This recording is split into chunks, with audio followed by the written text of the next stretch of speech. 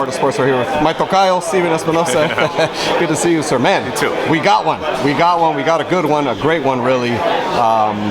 What was it your call to not have the face-off? Because it was a good call. It was a consensus decision. After there was a little confrontation in the valet area of the hotel earlier today, which we'll probably make it. We'll have to wait until All Access comes out. Do you see that? But we were filming at that point, like, as we always are. And look, there's a lot of genuine emotion here, and clearly something's been brewing for quite a while. I'm not sure that we got the answer of how it got to this point, but this is more than just a fight for them.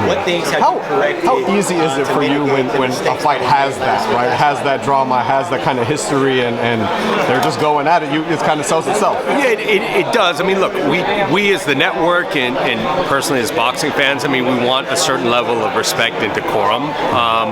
But we also, look, these are personal rivalries, and I think about, sort of my history as a boxing fan, and some of my, strongest and greatest memories were around these emotional matchups. The Barrera Morales, where there was hate, more than enough hatred to go around.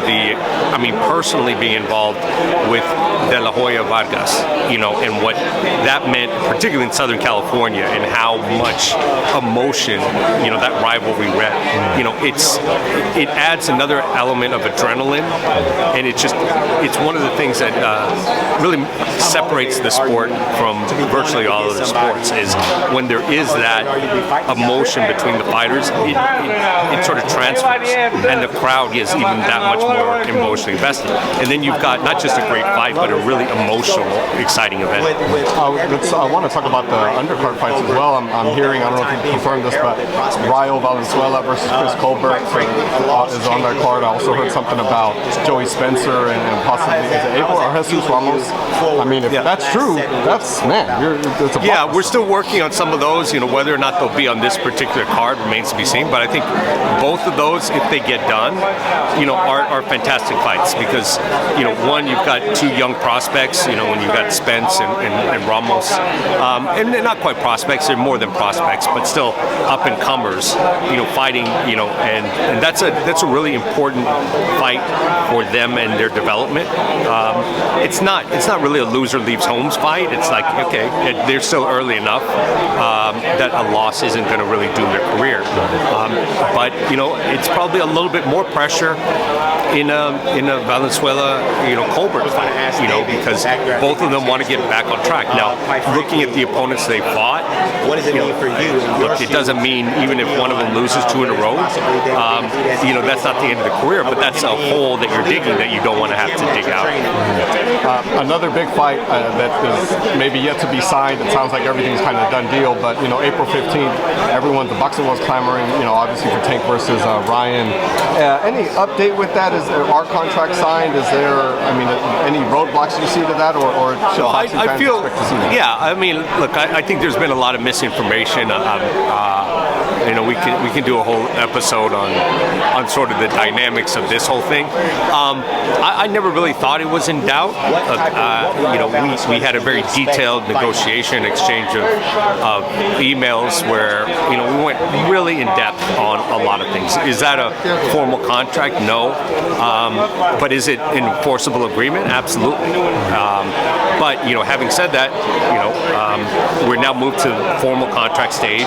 We've gone back and forth a couple times. I think all of the issues are on the table, at least from the promoter side, and I don't see anything that's going to be a major issue. So I've seen Golden Boy's comments, and they seem to be optimistic. I think from our perspective, we're optimistic, and what gives me the most confidence and always has throughout the process is the fact that these two fighters in particular weren't going to take no for an answer.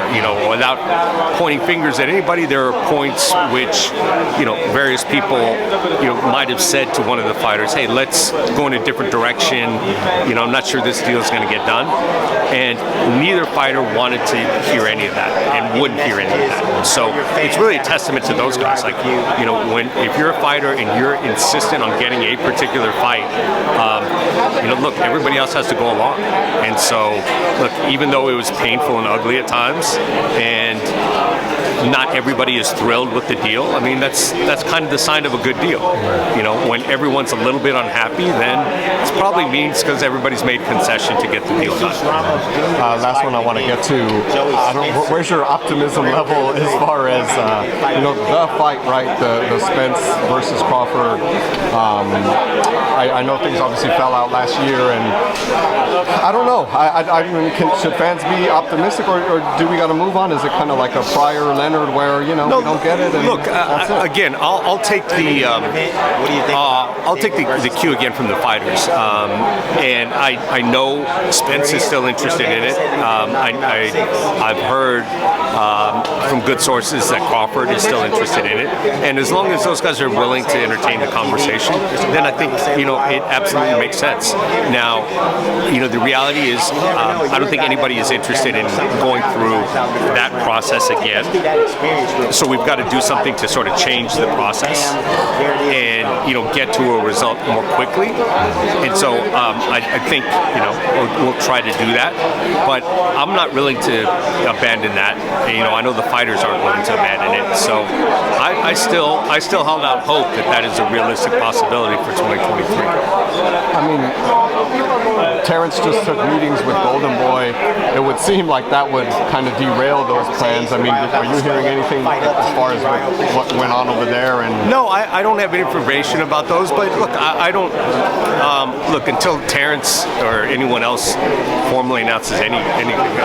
What I'll chalk it up to is what I think any good business person would do in that scenario, which is explore your options.